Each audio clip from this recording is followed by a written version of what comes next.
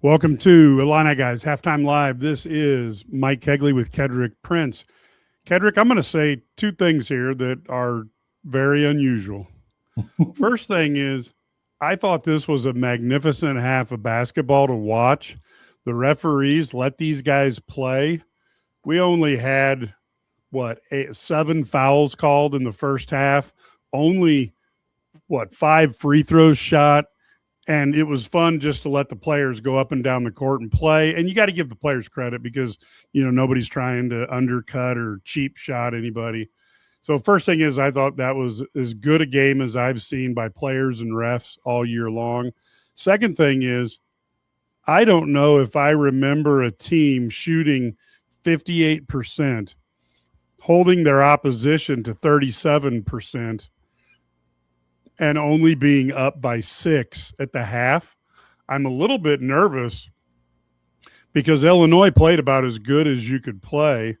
They've got a little bit of a rebound deficit, some of it on that last play, but they're shooting lights out, and you got to give Wisconsin credit for being able to keep this game close, because I think a lot of teams, when Illinois shoots 58%, a lot of teams would be down by 15 or 20 now. Yes, they would be, but we've all seen the telecast, and you knew going into the game, Wisconsin's a really good three-point shooting team. They're really efficient. I think Illinois is kind of lucky, and from a coaching standpoint, I think Wisconsin has shot themselves out of shots. They're so programmed to be ball fake first. There's shot opportunities that they could have had that they're not shooting.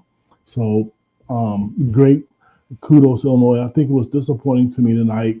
The fact that Andre Stojakovic isn't playing, and I don't know, that ankle injury must have been pretty bad, or maybe it was something else. We're not going to know. We're never going to know that. At least not right now. We're not. It stinks if they can get a win.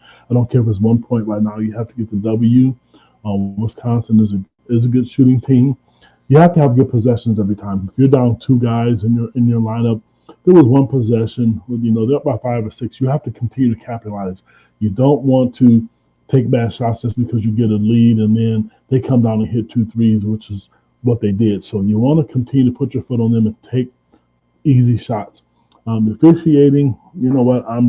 We're beating a dead horse. It's one of the better games, I guess, but I don't know what a foul is, what's not a foul. And from Brad Underwood, I would just stop complaining. You're never going to get a call. The only one I'm just thinking about, Keaton got pushed, shoved in the back, and then he gets an and one. And then you come on the court, and then somebody's eyelash falls on somebody's uniform, and then they call a foul. It's tough to gauge, I guess. But it's not going to change. It's not going to change. It didn't affect the game. But like Illini MCG 705 said, not having Stojakovic hurts because you're logging more minutes. I'm starting to get concerned about the amount of minutes that Keaton Wagner is logging, even though he's playing really, really well. But not having him on tonight hurts because he's a good defender and he's been playing really, really well as of late. Just get the win, and then you can rest your legs until Sunday. Yeah, well, you got to remember though that Lee got 1 minute there. Had to give him a breather, so you don't have to worry about him getting tired. I will say the other thing, Ivasic, I know he's shooting well, but Tomislav is. All of a sudden, we saw him getting up in the air. We saw him hustling, diving for balls. All of a sudden, it's like he's been rejuvenated to that healthy player that we kind of anticipated, all season long. It just looks like he feels better out there, kid. Tonight he does, and some nights he does. You think you're over the hump with him, and then it changes all of a sudden again. But tonight he looks great, and I'm glad because you need him. You're down 2 starters, and it's there. And I'll tell you what, and I tweeted this right now to broadcast our podcast. Marcus Griffin, wherever you are, you'd be happy, big fellow, because Tommy is shooting the ball well, but he's also working the block, which is nice.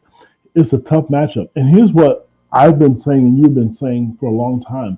You're shooting the ball well, and you're doing well, and you have to also remember, if you're doing this right now, you can get your 3-point attempts because you can get now that you're on the block, now that you established yourself there. So I like the fact that he's doing it. I think it's great that he's doing it.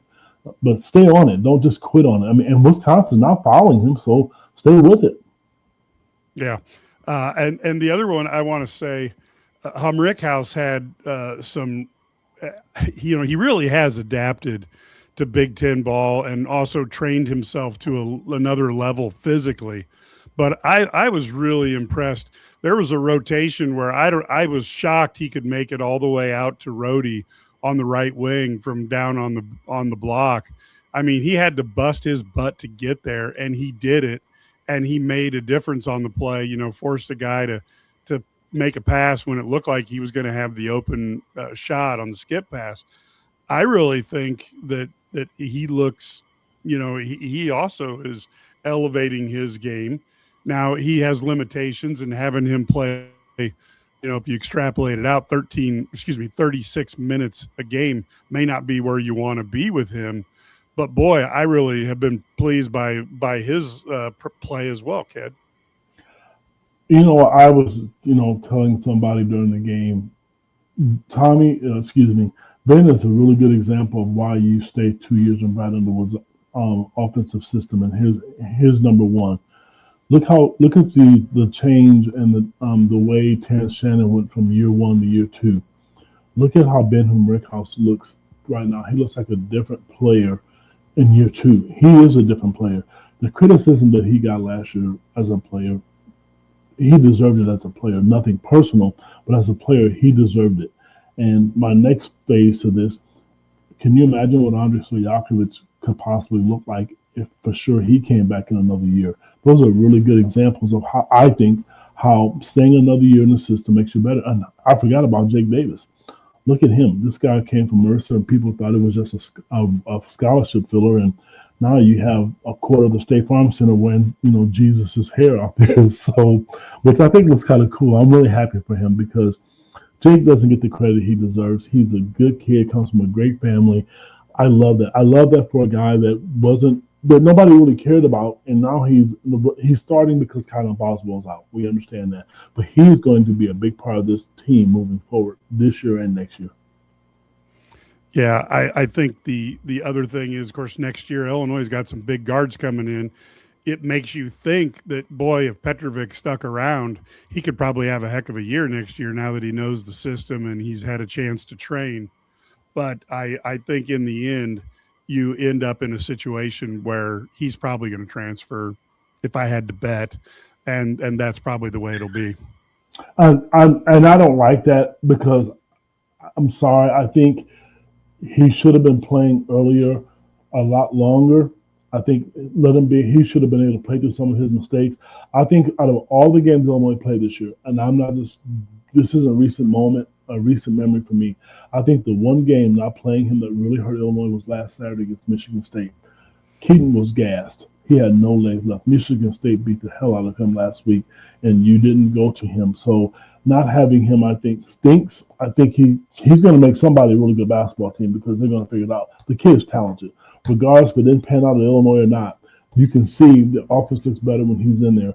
I still wish he would get a chance. I do, but it's tough right now as a coach. Do you put him out there and if the lead evaporates, do you pull him out and then you kill his confidence? You're not going to blow anybody out in the Big Ten the rest of the season. You may win a game by 8 or 10. This spread was 12 or 14. That was when everybody thought Andre was playing.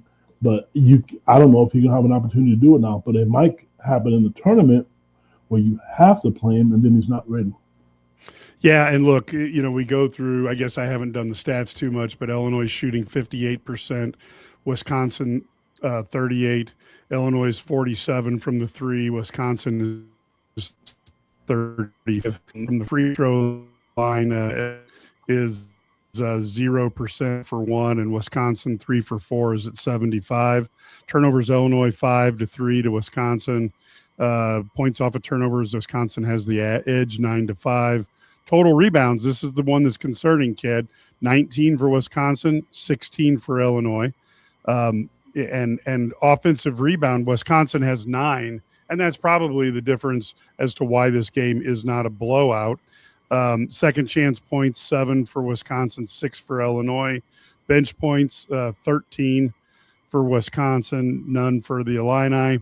Points in the paint, Illinois 18-14. Fast break points 5-3 for Wisconsin. Blocks 2-1 Illinois. Steals 4-0 Wisconsin. And then assists 9-8 Illinois.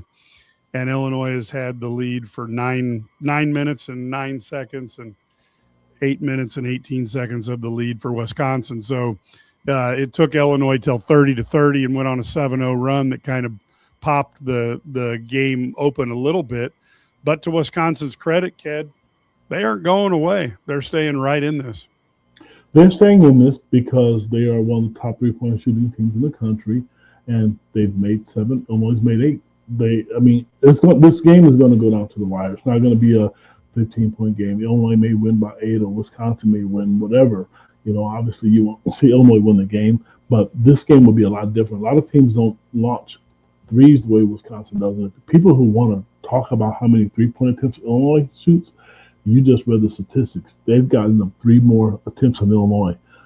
Illinois gotten up 17, and Wisconsin's gotten up 20. So it's going to be a game. And the one thing, if you look at it, I don't look at fouls, but I'm just going to say, you mentioned officiating.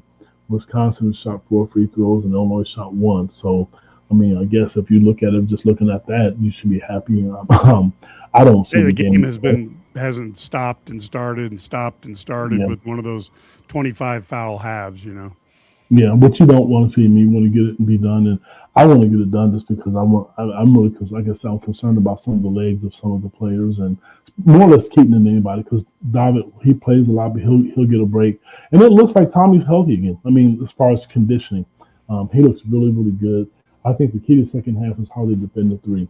Defend the 3, and when you get a lead, you got to extend it. That's what's going to help Illinois win to me. They're moving the ball well. They're getting shots that they want, but they have to not get Wisconsin off the 3-point line, because they're going to continue to shoot them, and they're going to make them. They have, 8 right now, 7. So darn well they're going to probably make 4 or 5 more at least in the second half, if not more.